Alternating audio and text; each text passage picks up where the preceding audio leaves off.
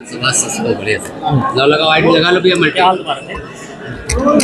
विधानसभा सत्र का आज तीसरा दिन था, काफी हंगामा भरा रहा है।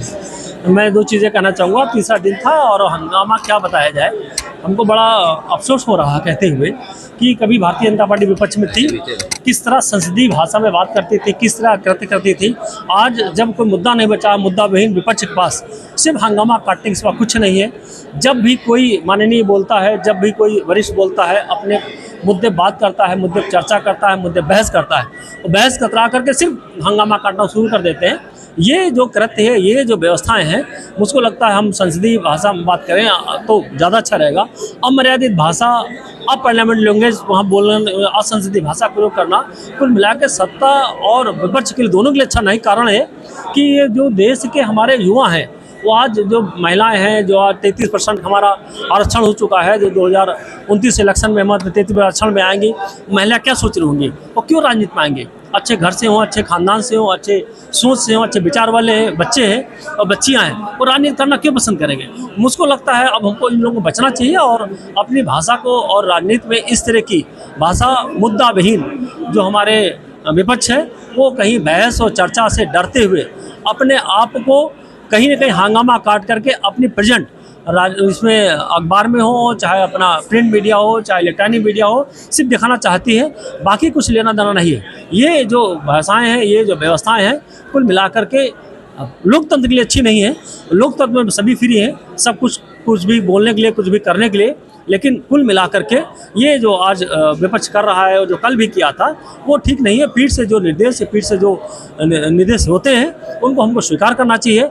जिस तरह कोई गेम होता है, कोई एम्पायर या कोई कोच या कोई रेफरी बोलता है, तो सभी प्लेयर उसको स्वीकार करते हैं, उसके बाद में बात रखते हैं कि अच्छा हुआ क्या बुरा हुआ। इसी तरह पीठ को भी देखना चाहिए। सरकार की तरफ से राम मंदिर चंदा चोरी पर जांच की जा रही है, आरोपी अरेस्ट हो चुके हैं, लेकिन विपक्ष चाहती है कि इस पर बहस हो और इस चंदा चोरी मामले को लेकर इस पर सदन में बहस हो। मैं दो चीज़ें स्पष्ट करना चाहूँगा। चंदा चोरी में भारतीय जनता पार्टी का दूर दूर तक कोई लेना देना नहीं है। कारण है, एक प्राइवेट संस्था को दिया गया था, उसको जो काउंटिंग करने के लिए, उस प्राइवेट संस्थान ने करीब 152 लोगों को रखा। उस 152 लोगों में 6 लोगों ने निश्चित तौर से गड़बड़ी की, हेराफेरी की। आज वो कहीं ना कहीं जेल के में हैं और शिक्षित मेरे जेल में हैं, और उनको बुलाकर कठोर से कठोर कार्रवाई महाराज जी कर रहे हैं। और महाराज जी, हमारे योगी आदित्यनाथ जी पूरे देश, पूरे प्रदेश, पूरे विश्व में प्रसिद्ध हैं कि किसी भी तरीके से किसी को बख्शा नहीं करते हैं। निश्चित तौर से आज भी देख लीजिएगा, ये जो इतने भी इसमें इन्वॉल्व थे, परोक्ष अपरोक्ष रूप में सबको दंड दिया मिलेगा, और कठोर दंड मिलेगा। ऐसा दंड मिलेगा कि दोबारा इस तरह की घटना पुनरावृत्त न हो। और हकीकत में जो राम का नियोग किसका हो सकता है? ये जो चंदा चोरी किए हैं, यहाँ है कौन?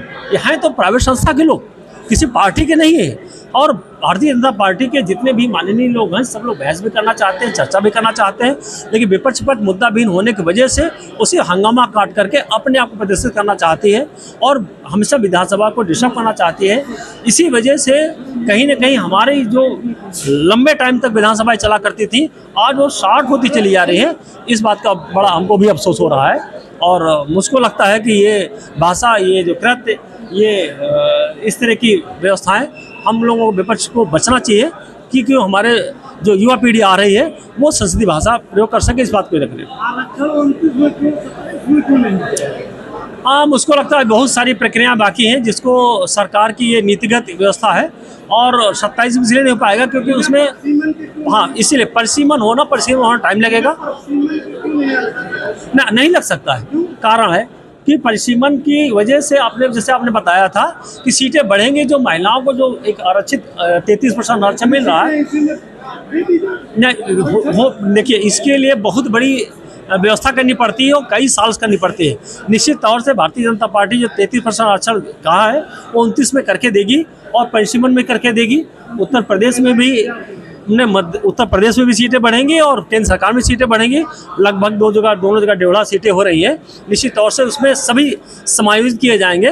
मैं सभी को बधाई, साधुवाद और धन्यवाद देता हूँ। जिस प्रकार से विपक्ष में वर्ष देखिए, हाउस के दूसरे दिन प्रतिपक्ष ने जिस प्रकार का रवैया विधानसभा के अंदर अपनाने का काम किया, गैर जिम्मेदाराना, व्यवहारिक और पूरे सदन को, पूरे हिंदुस्तान में, पूरी दुनिया में बदनाम करने का काम किया।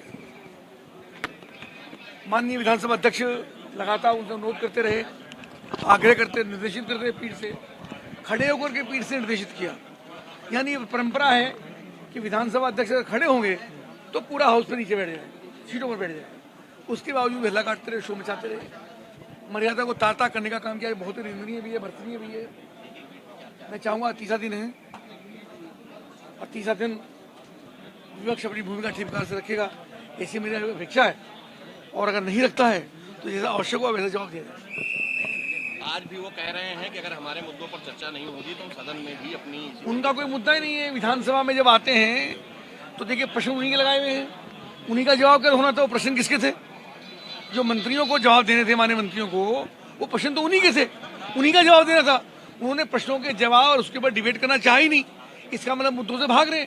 मुद्दा विहीन विपक्ष है, तो मुद्दा इनके पास है नहीं सिवाय शो मचाने के, हल्ला काटने के।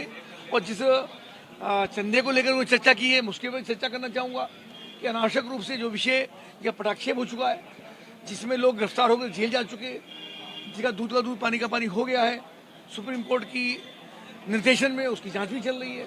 यानी उसी को लेकर शो मचाना कोई मुद्दा ना। प्रदेश के विकास का 75 जनपद हैं, बहुत सारी घटनाएं होती होंगी, कोई मुद्दा उनके पास नहीं है। तो इन सब चीज़ों को विपक्ष लगातार भाग रहा है। और मुझको लगता है कि जिस प्रकार से उन्होंने कल प्रदर्शन करने का काम किया, एक भगोड़ों जैसी स्थिति विपक्षी है कि सदन को व्यवधान करके जो जनता ने उनको चुन करके भेजा है, जिस काम के लिए विपक्ष के नाते उनकी भूमिका है, उस विपक्ष के नाते भूमिका ना दे करके और उस अपनी जिम्मेदारी से भागने का काम कर रहे हैं, तो मेरे हिसाब से भगोड़ है। सारी चीजें धर्म देख के ही बोलते हैं। उनका मुझे एक भी बयान आज तक बता दीजिए उन्होंने कोई सेक्युलर बयान दिया हो। वो खाली एक पर्टिकुलर धर्म की राजनीति करते हैं, वो गलत है, उनको नहीं करना चाहिए। समाजवादी पार्टी आज ब्राह्मण सम्मेलन कर रही है, जनेश्वर मिश्रा जी की जयंती पर वहाँ पर कार्यक्रम। मुझे बताइए उनके पीडीए में ब्राह्मण कहाँ है? पिछड़ा, दलित, अल्पसंख्यक, अब कहाँ से ब्राह्मण सम्मेलन आ गया? और मुझे समझ में नहीं आता ब्राह्मण कोई क्यों जा रहा है उनके सम्मेलन में। सर कल जिस तरह से हंगामा हुआ, उम्मीद है मुख्यमंत्री जी को नहीं बोलने दिया जा रहा था। नहीं, जब तर्क और तथ्य खत्म हो जाता है तो सिर्फ शोर रहता है। तो इनके पास कोई तर्क नहीं है, कोई तथ्य नहीं है, चाहे चंदे के ऊपर हो, चाहे नीट के ऊपर हो, सब पे सरकार कार्रवाई कर चुकी है। तो इसलिए वो बहस से विपक्ष भाग रहा है, बहस नहीं करना चाहता है। Thank you. ये दोहरे चरित्र का प्रदर्शन है। एक तरफ आप साधु संतों को, महंत को, भगवाधारियों को चोर बनाने का काम करते हैं जो बहुतायत ब्राह्मण हैं, और दूसरी तरफ ब्राह्मण सम्मेलन करते हैं। तो इससे प्रदर्शित होता है कि आपका दोहरा चरित्र है। आप सनातन विरोधी हो और आप हिंदुत्व के भी विरोधी हो।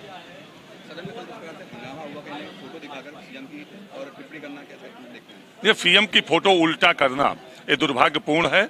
और जब विपक्ष के पास कोई मुद्दा नहीं होता है, मुद्दा विहीन विपक्ष हो जाता है, तो उपद्रव पे उतर आता है। विपक्ष उपद्रव पे उतर आया है। इसमें मैं बोल चुका। एक तरफ ब्राह्मणों को आप चोर कह रहे हैं, साधु संतों को चोर कह रहे हैं, और दूसरी तरफ सम्मेलन करके आप के साथ ब्राह्मण नहीं आने वाला है, आप दिखावा कर रहे हैं। इस दिखावे में बहुत बुद्धिमान कौम है ब्राह्मण। फटी बवाई, फटी धोती, आधी रोटी, फूटी लोटी और सोटी के बल पे सनातन को, सनातन संस्कृति को, हिंदुत्व को बचा के ब्राह्मण लेकर आया है, बचा के सनातन को यहाँ तक पहुँचाया है, संस्कृति को बचाया है। उसको आप गुमराह नहीं कर सकते हैं। आरोप लग रहा है कि व्यक्ति विशेषों को देख के कार्रवाई की जा रही है। नहीं, ऐसा कुछ नहीं है। विधानसभा सबके अध्यक्ष सबके संरक्षक हैं और हमेशा वो सबको पूरा सम्मान देते हैं। देखिए, जनेश्वर मिश्र जी हमारे प्रथम पक्ष के लीडर थे और पक्के समाजवादी थे। तो उनका जन्मदिन हर वर्ष मनाया जाता है। समाजवादी जितने भी हैं और समाजवादी मनाते हैं।